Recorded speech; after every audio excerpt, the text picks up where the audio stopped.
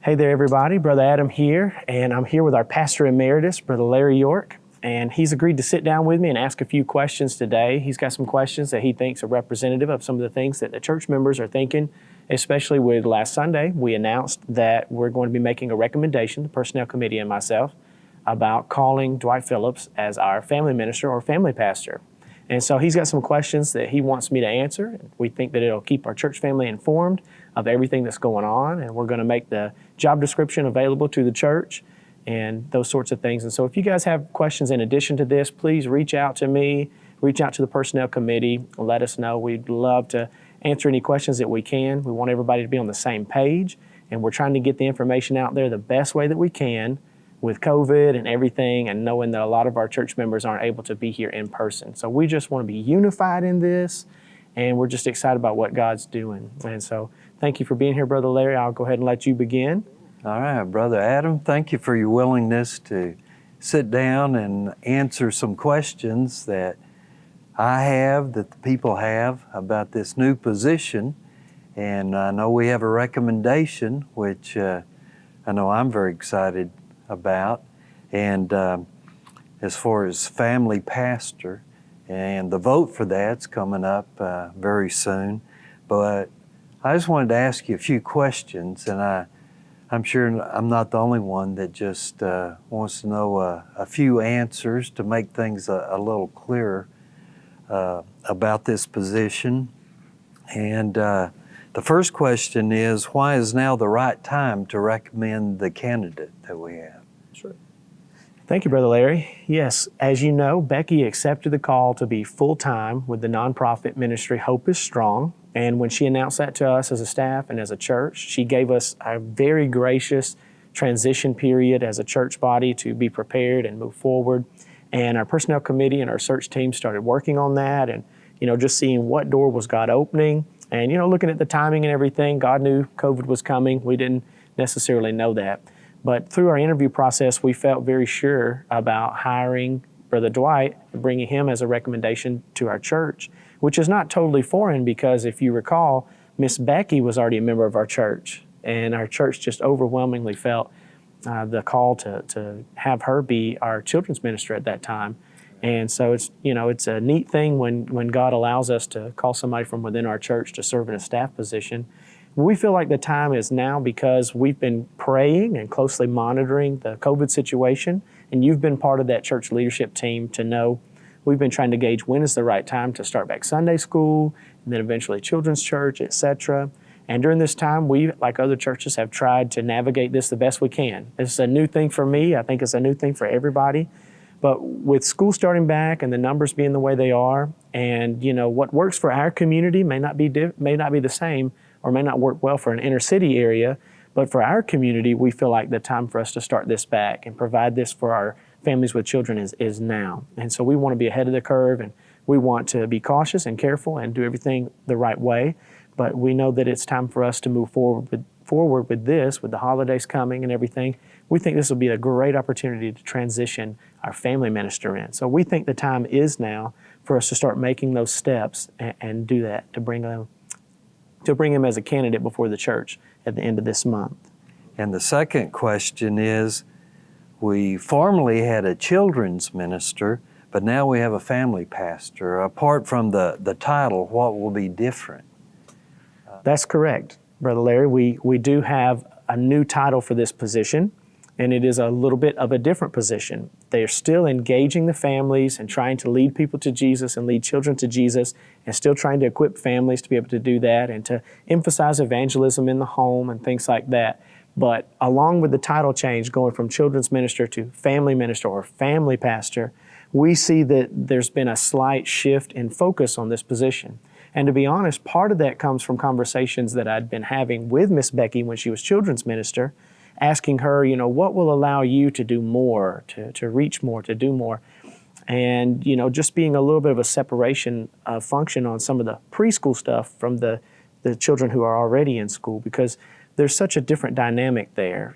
Kids, they grow, and it's just different trying to minister to newborns as it is, to try to minister to a kindergartner and things like that. And families at those times have different needs.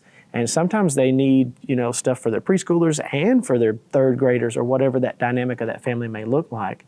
And just with talking with Miss Becky, we knew that if we could just try to invest more into our children's ministry, then it would really free up the opportunity to have more of an impact on the community and even to help do outreach. And so a lot of that came, maybe from an exit interview from her, or even things that she was leading us to understand from her perspective while she was serving in that position. And so I would say that this shift in focus is going to take this position and make it more of a bird's eye view. This person will be more of an overseer than what we've seen previously. And I want to emphasize that that's going to allow them to partner with local organizations. Our church loves the Pregnancy Center. Our church loves the Advocacy Center. There are lots of great programs in our community, like Fostering in Faith, which happens through the Advocacy Center, that we're a part of, and we just feel are very important in ministering to families and families that have children. And so we're going to be able to have a greater impact as a church on our community if this person can just take the reins and be involved and be our liaison and spend the time doing that. And so one of the ways that happens is we're going to have a preschool director be on staff. And so that's going to allow us to add more, I guess you would say, hours of pay towards positions in our children's ministry. And we have a lot of newborn babies in the church. We do too in our family. And we're excited about that. And we're excited about having baby Georgia and Jeremiah be a part of a children's ministry that's growing.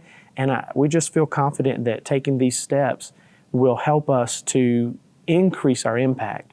I don't want our church to think that this is some sort of correction of focus, like, oh, we've done it wrong before. No, at that time, we were doing what we needed to do. But with the shift in, the growth of our church, this is a shift. It's not a correction. It's just the next step for us. And so we're ready to take that next step and see what God will do. We think that if we're faithful in doing what God's led us to, that He's going to do some great things. This is just building on that foundation that's already there. The third question is, you mentioned a preschool director as a different position. Tell us a little bit about that position too. That's right, Brother Larry. The preschool director is going to allow us to free up our family pastor to be able to focus on other areas. And the family pastor is going to be the direct supervisor of the preschool director. And this preschool director is something we think is necessary. I mean, we have a nursery worker. She does a great job. But we want there to be other activities that happen. We'd love for there to be like a night out for mom or for dad and other things that could be provided not just to our church family, but even possibly to the community as an outreach. And we see that as a special opportunity. And so it will be its own position, and we're not going to pursue that until we have found the family pastor and called the family pastor. And of course, we have a recommendation. So if the church affirms that, then the family minister will be tasked with being a part of that and finding and hiring the preschool director. And so we think it's just going to work great. We just see these new steps happening, and we just expect that the best days are still ahead for Nolan River Road Baptist Church. The next question is, our church has made some changes to the way that we do Wednesday nights. How will the role of the family minister help serve our church and community? Yes, sir. We did make some changes to Wednesday night and Sunday night. And, just want to remind you that we didn't really cancel any programs. We just moved when they're happening so that we could try to better minister to families with children and people who have to go to school and have to go to work. We want as much discipleship to happen as possible, and we want quality discipleship, just like we always have as a church. And so we're trying to make Wednesday nights a very important time for our church to connect in the midweek. And we want it to be a time when children and youth can come to church and be ministered to, be engaged, be reminded of things that they learned on, in Sunday school. So we want to reinforce what we're already doing. And having this family pastor is going to allow us to have special classes and special opportunities for the parents. One thing we don't want to do is only reach the children, only have a bus ministry or a van ministry, and just have the parents drop them off and not have a place to go. Our men's ministry and women's ministry have been doing Bible studies and on Wednesday nights, and those have been great. But we also want to offer some stuff that's geared just towards families because, they need a lot of help with the current culture and the way things are changing so fast with technology. It'd just be so great for our church to have a place for, parents to come and to receive support and wisdom and guidance and for them to have a chance to be discipled and evangelized as well. So that's what we're going to try to do on Wednesday nights. And then the last question that I have right now is that you seem very excited about what's to come. Can you share a little bit about why you as our pastor are so excited? Yes, sir. I am very excited. And church, I just want to encourage you guys. I really do think the best days for our church are still ahead. God's doing some great things, and we have a great opportunity before us. And, you know, if this is the next step that God has given to us, we want to be found faithful. We want to do this.